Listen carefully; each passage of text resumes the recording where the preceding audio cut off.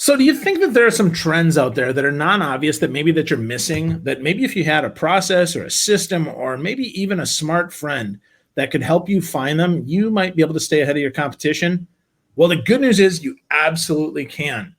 And we've got the guy to share this with you today. We've got the author of the new book coming out January 7th, Non-Obvious Megatrends with Rohit Bhargrava. Really excited about that. He's on a mission to help the world be more open-minded by teaching others how to be non-obvious thinkers. Hey, I want to do this, so this is good. He's the founder of the Non-Obvious Company and an entertaining, original, and non-boring keynote speaker on innovation and trust. I saw him speak at HubSpot a couple years ago, and he knocked my socks off. I was sitting next to Mitch Joel, and our mouths were like, wow, Rohit is awesome. So super excited about that. He's previously spent 15 years in leadership roles at two renowned ad agencies, Leo Burnett and Ogilvy. Rohit is the Wall Street Journal bestselling author of 6 books and has been invited to deliver keynote presentations in 32 countries around the world. His signature workshops have been used by the World Bank, NASA, Intel, Disney, Colgate, Swissôtel, Coca-Cola, Schwab, Under Armour, NBC Universal, American Express, and hundreds of others. Rohit is a popular adjunct professor of storytelling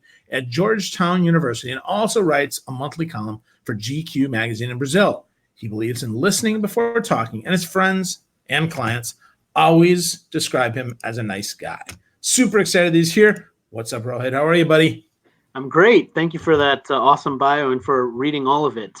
Yeah, well, I think it's super important, man. I think it's super important because, when we talk about non-obvious stuff, I think some people are like, yeah, whatever. This isn't really going to be non-obvious. It's going to be like, he's going to say that everybody's going to think that coffee and Bitcoin are going to be important in 2020. And having drones, read, man, don't forget about the drones. That's right. Yeah, that's important too, right? So, yep. What's cool is nothing could be further from the truth, and I really enjoy that about your work, my man. It is non-obvious. It's not stuff like that. So what does it mean to be non-obvious, though? I think the biggest thing is you kind of know something's non-obvious when you look at it, and the first thought after looking at it is not, well, duh, everyone knows that.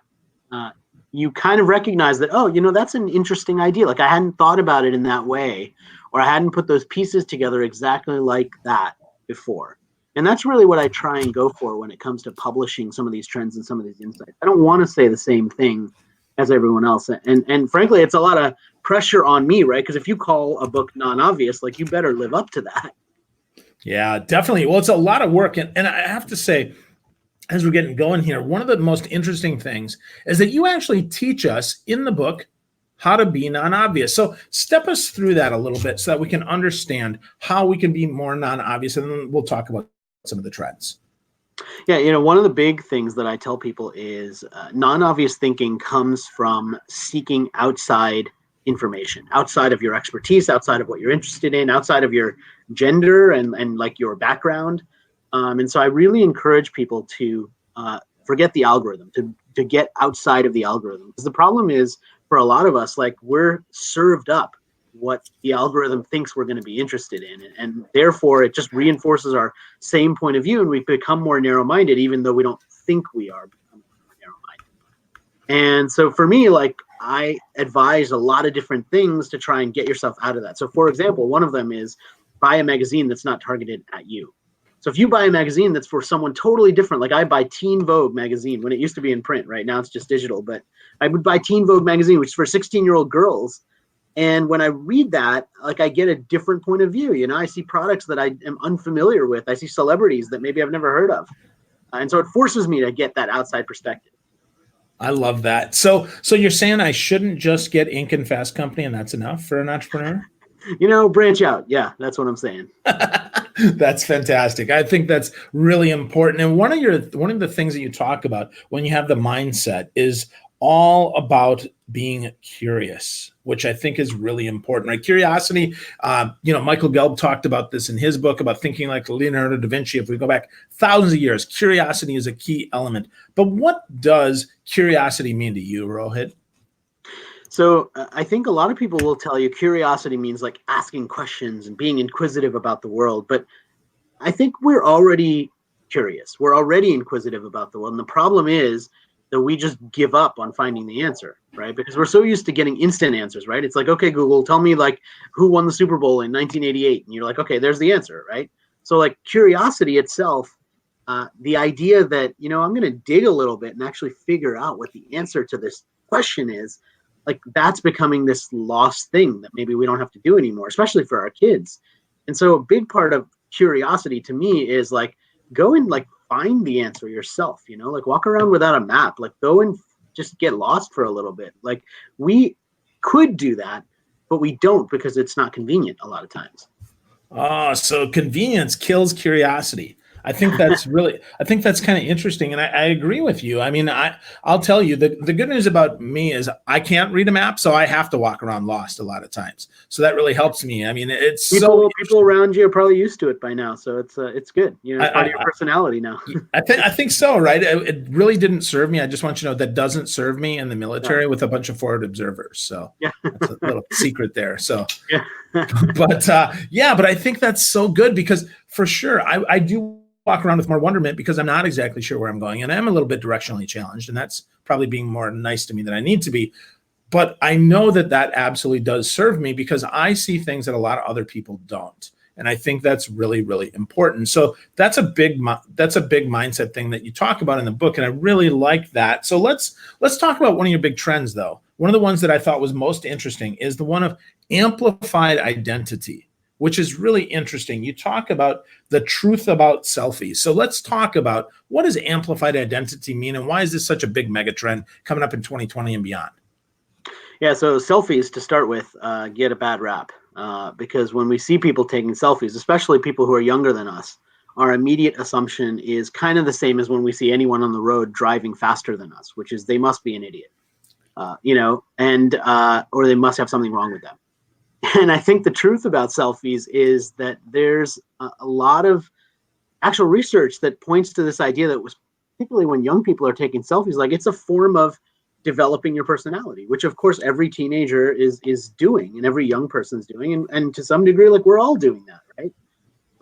And so, yeah, selfies can be narcissistic, but they're also like our way of saying, look, I'm here, like in the world, like this is exciting for me. And I want to share that excitement with other people. And I think that treating selfies with a little more empathy maybe is a good first start. But amplified identity really talks about this sense that when more of ourselves go online and when more of our personalities are demonstrated online, what happens to our online self versus our real self when we pass away? Our digital legacy, right, which is one of the things that a lot of people are contending with when someone passes away, like who does that belong to, right? What do we do with that? That's the memorial that someone then leaves behind in the world. And so all of these interesting questions and challenges that are going to come up over the next several years all around our identity and what it means to be you, either online or offline, are really starting to shift how we think we see ourselves. Yeah, that makes so much sense. And I have to say, I joke about selfies as well, but I'm the king of the selfie because I like to remember where I was. And it helps that I'm in the frame because it actually helps me relive that feeling. And I really like that. Yeah, I think that's, it is like, I mean, very literally, it's like, look at me, like this is my place in the world. Like here I am, right? Yep, absolutely. Well, let's go to the dark side of that. That's the public shaming and the deep fakes, because I think this is really important. So what in the heck is going on with public shaming and why is this such a problem? I mean, I see this all the time. This call out culture just actually makes me sick. Yeah. And it's a little bit of us retreating back to the insecurity that maybe we had when we were younger, saying, hey, if I exclude someone or make someone demonstrate that someone's outside of the club, that means that I maybe can be in the club. And it's tough online because what we wouldn't do in person, we feel often is okay to do when it comes to online. And most of us, if you asked, anybody who's listening now, do you do that to other people? They probably say no. But when it comes to like, do you treat brands that way, right? Do you treat leaders or celebrities that way? Maybe I do. Maybe I do make fun of some of the things that I see out there because it feels like it's okay to do. Whereas in person, we wouldn't do that. And so, part of the challenge is that we recognize that it's a bad thing, but we don't recognize ourselves when we're kind of headed down the path of doing it to one another. That's interesting. So not to get political here, but we see a lot of people on both sides of the aisle, Republicans and Democrats absolutely going after the other party. Why? I mean, is it just a feeling of emboldened power, or is it, because they're part of the chair force, right? The keyboard warriors, that they think they can do that, or what the heck causes people to think that that's okay? Because I got to say, I watch people do that, and it really makes me sad, because when I was growing up, the respect of authority was such a big thing. And now it seems like the disrespect of authority is such a big thing. What's going on, man? I think that a large part of it actually comes from the big cultural indicators that we see. And look, the fact is Trump is a huge cultural indicator. And he actively demonstrates and actually likes demonstrating that, I don't have to respect anybody. I can say what I want. And that seeps into our culture. And people feel like that's okay. And so now it's like, well, he's doing it. And so why can't I do it? And by the way, why can't I do it back to him? Right? So people who don't like him are like, look, I can make fun of him and call him out for what he wears, or call him out for all of these other things, because he does the same thing, right? So it's okay. And that kind of creates this different set of values, which is what's really disturbing about it, because now it's like, well, no one's standing up, right? No one's standing up and saying, look, that's not right. Like, we don't act that way. And just because someone in a position of authority seems to demonstrate that that's okay, doesn't mean that it actually is. Yeah, good point. Really good point. So let's talk about another non-obvious trend, and that is the trend of instant knowledge. Instant knowledge. I think that's so important. Our shortcut culture, that we're trying to get things faster and faster. Talk to us a little bit about what that is and why that's so important. The interesting thing when I was researching this was that I started digging really deeply into the difference between knowledge and wisdom. And what I found is knowledge in the sense of, I need to know how to do something. I need to know how to fix something. I need to know how to get something done, right? I need to hack it so that I can do it faster, so I can learn something faster. Like, that is a big part of our culture, this instant knowledge. And it's not the same as wisdom. But most people who are delivering instant knowledge or trying to encourage you to get it aren't saying that it's the same as wisdom, right? They're not saying that just because you can go on YouTube and find a video on how to fix a toilet, that you're going to become a master plumber. But that's not the point. Like, you fix the toilet. That was the point. And I think that the interesting thing is the good and bad of that, right? The good is, look, we can do things that we never would have been able to do otherwise, and we can get these guides to be able to do it super fast. And so our assumption is, I can learn how to do things faster, and it becomes more empowering for us, because now we don't feel dumb or helpless. We feel like, look, I can watch a video and I can figure it out myself. It's empowering. The downside is that if we expect to get everything that way, we start to lose these ancient wisdoms. So every 2 weeks, a new language disappears. That's really disturbing. Like, that should bother us, right? Our knowledge of the herbs and spices and all the things that humanity had figured out, what to eat, what not to eat, what's good for certain ailments, like that knowledge of medicinal wisdom is getting lost or minimized. And that should bother us too. So there's an upside and there's a downside, which is what happens a lot of times with some of these trends. Yeah, absolutely. Absolutely. Wow. Two big ones there: amplified identity and instant knowledge. So much to think about there. So let's cover one more here, and then we'll talk a little bit more about how we can find these. We'll get one more tip there. But so which one do you want to talk about, Rohit? Do you want to talk about attention wealth or protective tech?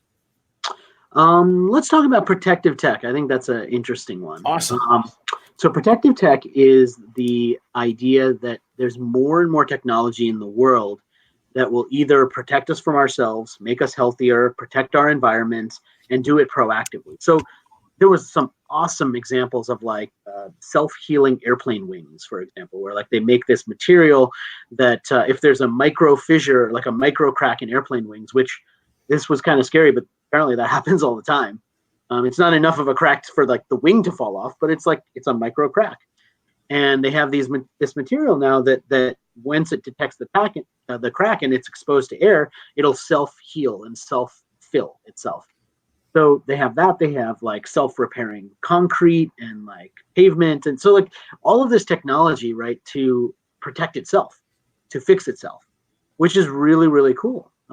When it comes to the protective tech that we might experience on a daily basis, right? That fraud alert text message that you get from your credit card company saying, hey, did you actually charge this thing? That's an example of protective tech in your daily life, right? The challenge with some of this protective tech is that in order for it to work properly, we have to be willing to share data with it. And sometimes when we share data with it, it might go a little too far. So another example I talk about in the book is a vending machine that has access to healthcare data and can decide based on your face through facially tracking you and your healthcare data whether you should have that candy bar or whether you should get the apple instead. And that's probably a step too far in terms of protecting us from ourselves. Because look, at the end of the day, you probably should eat the apple instead of the candy bar, but you don't want the vending machine deciding that.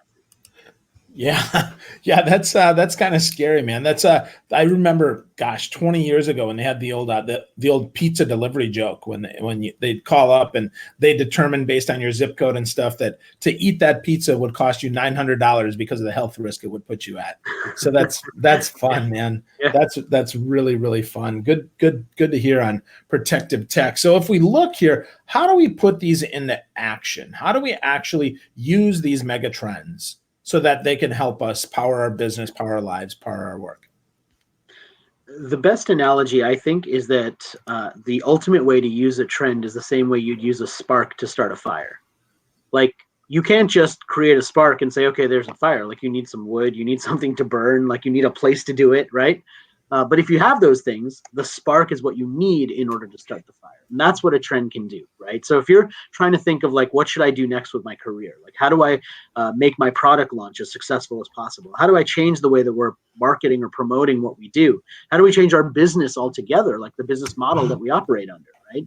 These are all big questions that require new, non-obvious solutions in order to effectively solve. And the trends, each one of the 10 megatrends, are meant to be new ways of thinking, sparks for you to start to think about the world differently. And so that's how I would use them. And by the way, I don't just kind of say, use it as a spark and off you go. At the end of every chapter, there's some very specific, do this if you want to use this trend type of advice.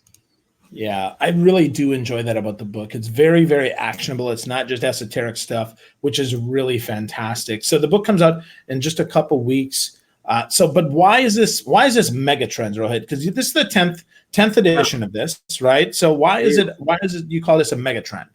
Yeah, so for the last 10 years, every year there's been 15 trends. And this year is actually going to be the last year that I published this book. It's the 10th year. And each one of the megatrends, so there's 10 megatrends, and each one of the megatrends encompasses probably between 6 and 10 of the past trend predictions. So they're even more elevated, they're even bigger, they encompass a lot of the different research that I and my team have been doing for the last decade and brings it all into one package, which is why it's megatrends.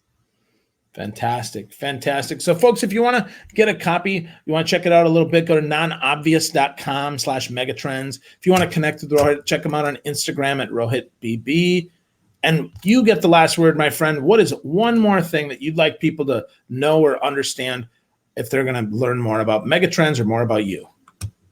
Yeah, I think the biggest thing is the world really needs more non-obvious thinkers. I mean, we really need people to not just believe the first thing they're told or get manipulated by outrage or just kind of blindly think what they think and dismiss everyone else who doesn't think the same way as being stupid. The world needs you to be more open-minded. The world needs you to be a non-obvious thinker. And if this book helps just a little bit on the path to doing that for anyone, I think that's enough. Awesome. So folks, be a more non-obvious thinker. Check Rohit's book out. Go to nonobvious.com/megatrends. Pick up a copy of the book, learn more, and get smarter. Make a bigger impact in your world. Rohit, thanks so much for spending some time with us today. This was fantastic. I really appreciate your time. You're welcome. Thank you.